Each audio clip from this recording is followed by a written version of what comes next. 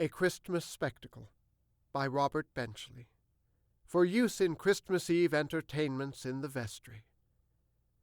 At the opening of the entertainment, the superintendent will step into the footlights, recover his balance apologetically, and say, "Boys and girls of the intermediate department, parents and friends, I suppose you all know why we are here tonight."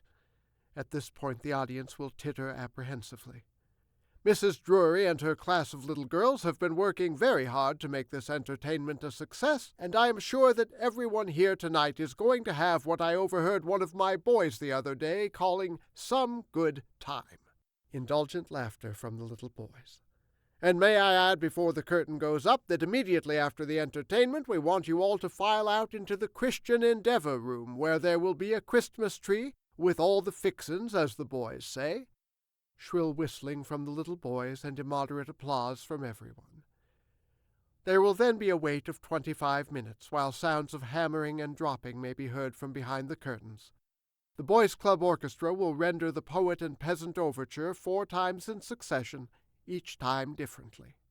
At last one side of the curtains will be drawn back, the other will catch on something and have to be released by hand. Someone will whisper loudly, "Put out the lights!"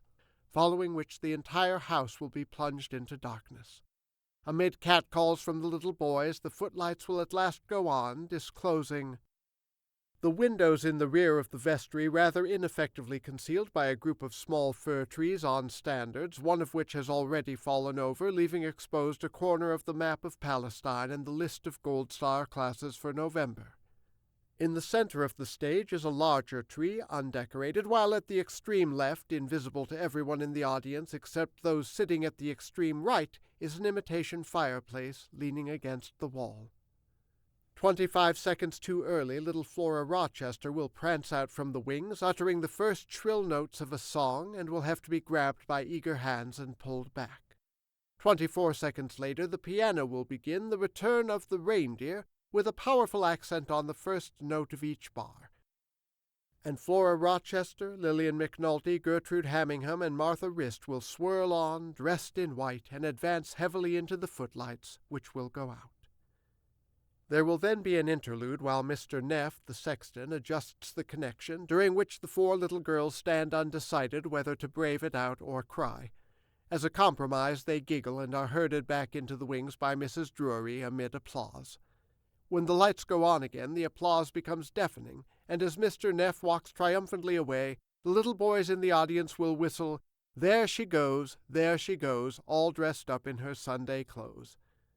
The Return of the Reindeer will be started again, and the showgirls will reappear, this time more gingerly and somewhat dispirited.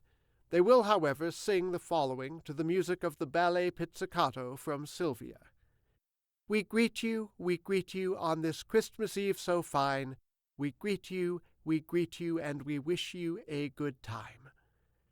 They will then turn toward the tree, and Flora Rochester will advance, hanging a silver star on one of the branches, meanwhile reciting a verse, the only distinguishable words of which are, "I am faith, so strong and pure." At the conclusion of her recitation, the star will fall off.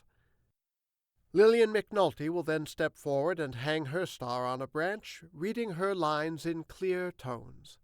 "And I am hope, a virtue great, my gift to Christmas now I make, that children and grown-ups may hope today that tomorrow will be a Merry Christmas Day." The hanging of the 3rd star will be consummated by Gertrude Hammingham, who will get as far as "Sweet charity I bring to place upon the tree," at which point the strain will become too great and she will forget the remainder. After several frantic glances toward the wings, from which Mrs. Drury is sending out whispered messages to the effect that the next line begins, "My message bright," Gertrude will disappear, crying softly.